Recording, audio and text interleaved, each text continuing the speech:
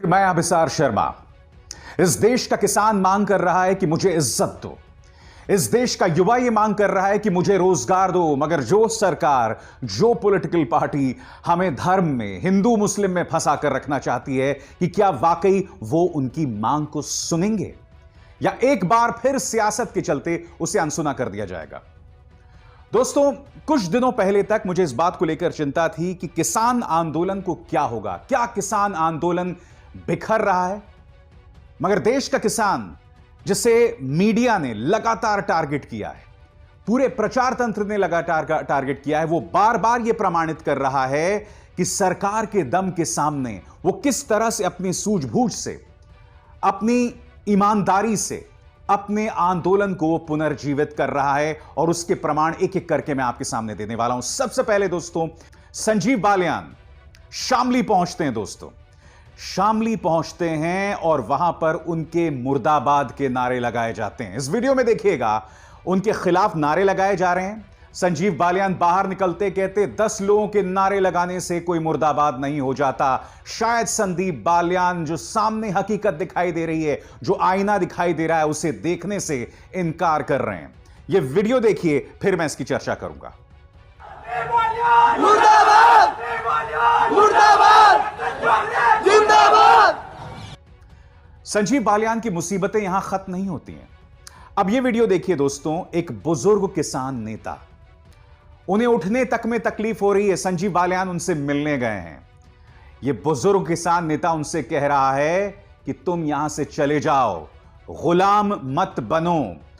और बेशक उसके शरीर में कोई ताकत नहीं है, मगर वो अपनी आवाज किस आत्मविश्वास से रख रहा है, यह आपको सुनना होगा। दोस्तों, मेरे ख्याल से इस किसान आंदोलन में हमें बहुत सी खूबसूरत तस्वीरें सामने उभर कर आई, और एक तस्वीर मैं आपको आगे भी बताऊंगा। आपको जुड़े रहना पड़ेगा मेरे साथ।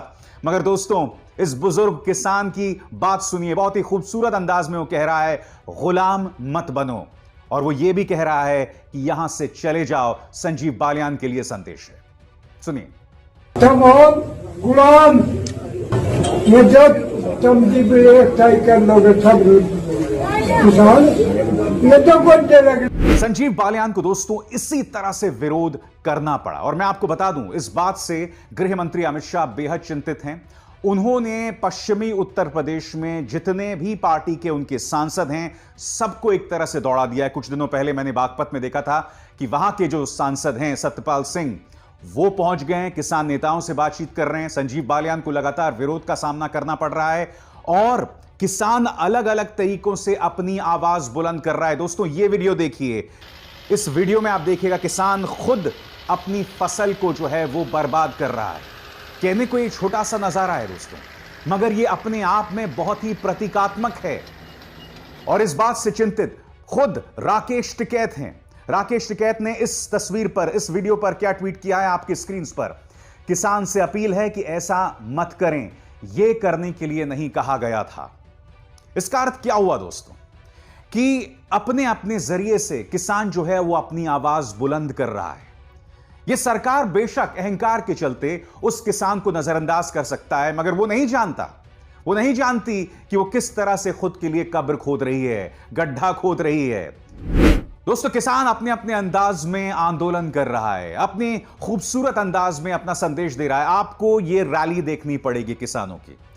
बताया जा रहा है कि 1.5 लाख से 2 लाख किसान यहां इकट्ठा हुए। मगर आप इस वीडियो को देखिए, जैसे जैसे ड्रोन के जरिए कैमरा जो है वो शिफ्ट होता है, आप देखिएगा भीड़ में अचानक एक सीमा खिंच जाती है, एक पंक्ति खिंच जाती है। एक तरफ पीला रंग, एक तरफ सफेद रंग। आप जानते हैं पीला और सफेद रंग क्या है? पीला रंग जो है वो महिलाओं का रंग है, यानी कि महिलाएं वहां मौजूद हैं, और जो सफेद रंग है वो पुरुषों का रंग है, यानी कि महिलाएं भी कपूरथला में पूरे दमखम के साथ इस आंदोलन में मौजूद हैं। और ये देखिए अपने आप में कितना खूबसूरत रंग दिखाई दे रहा है। मैंने इस कार्यक्रम में जो आपको तमाम मिसालें दी, ये तमाम प्रतीक हैं, ये रैलीज हैं। किसान जानता है कि उसे बदनाम करने का पूरा प्रयास किया गया है। कई रहस्यमय ताकतें उसके किसान आंदोलन को 26 जनवरी में आ गई थी बदनाम करने के लिए, जब लाल किले में कुछ लोग प्रवेश कर गए थे। हालांकि उस वक्त भी मैं फिर दोहराना चाहता हूं, बार बार दोहराता हूं, निशान साहब का झंडा फहराने से तिरंगे का अपमान नहीं होता, मगर वहां पर निशान साहब का झंडा नहीं फहराया जाना चाहिए था। तो मैं जो आपको लगातार बता रहा हूं दोस्तों, किसान अपने तरीके से अपनी बात रख रहा है, मगर आगे क्या? अब किसान क्या करेगा? एक एक करके मैं आपको तमाम चीजें बताना चाहता हूं। 23 फरवरी को किसान मनाएगा पगड़ी संभाल दिवस। आप जानते होंगे पगड़ी संभाल जट्टा, यह आह्वान किसी और ने नहीं बल्कि भगत सिंह ने दिया था जब वो अंग्रेजों के खिलाफ संघर्ष कर रहे थे। पगड़ी संभाल जट्टा, और पगड़ी संभाल से जुड़ी हुई है किसान की इज्जत, उसकी अस्मिता, और कहीं ना कहीं किसान जो है वो अपने आंदोलन को अपनी अस्मिता से जोड़ रहा है 23 फरवरी को। उसके बाद 24 फरवरी को दमन विरोधी दिवस, और मैं आपको यह बतलाना चाहूंगा इस दिन किसान राष्ट्रपति कोविंद को एक विज्ञापन सौंपने वाले हैं। दमन विरोधी दिवस, क्योंकि किसान जानता है कि वो लगातार किस तरह से मुश्किलात का सामना कर रहा है। इसके बाद 26 फरवरी को युवा किसान दिवस। जी हां, युवा किसान दिवस मनाया जाएगा, क्योंकि आप जानते हैं कि सिंघू बॉर्डर पर, गाजीपुर बॉर्डर पर न सिर्फ बुजुर्ग किसान मौजूद हैं बल्कि युवा किसान भी बड़ी तादाद में मौजूद हैं, और कई लोगों की मौतें हुई हैं, जिनमें 20, 21, 23, 24 साल के कई किसान थे जो कड़कड़ाती ठंड में हाइपोथर्मिया की वजह से जिनकी मौत हो गई। 27 फरवरी को किसान और मजदूरों की बड़ी तादाद में दिल्ली की सीमाओं का रुख वो करने वाले हैं, यानी कि किसान और मजदूर दोनों हाथ मिला रहे हैं।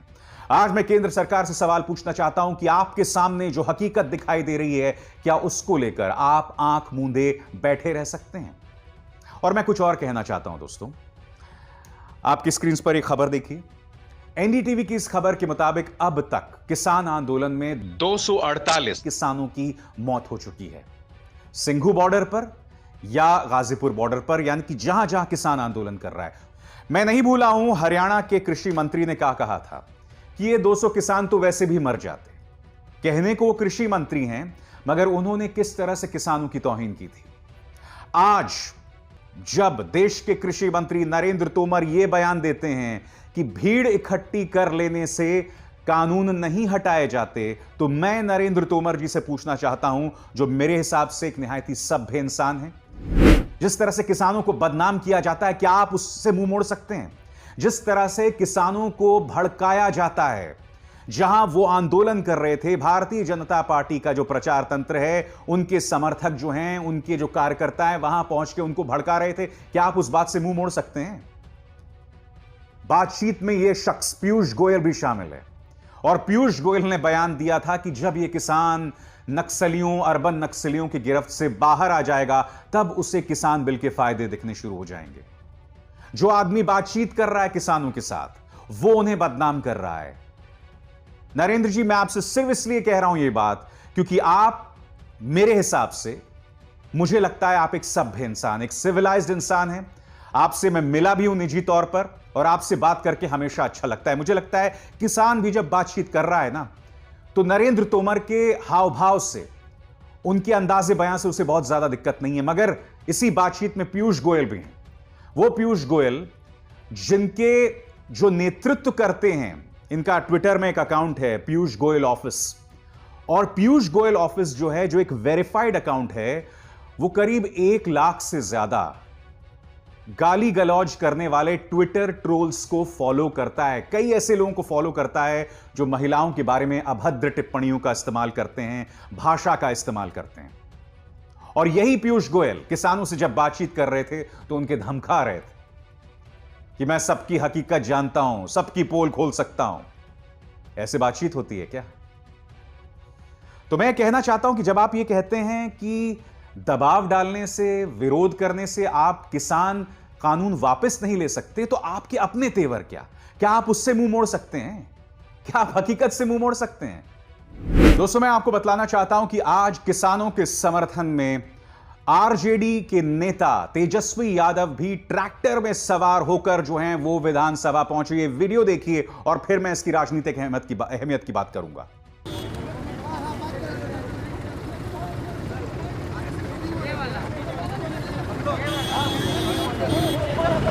ये क्या बतला रहा है कि तेजस्वी यादव ट्रैक्टर के प्रतीक का इस्तेमाल कर रहे हैं विधानसभा पहुंचने के लिए। यह क्या बतला रहा है?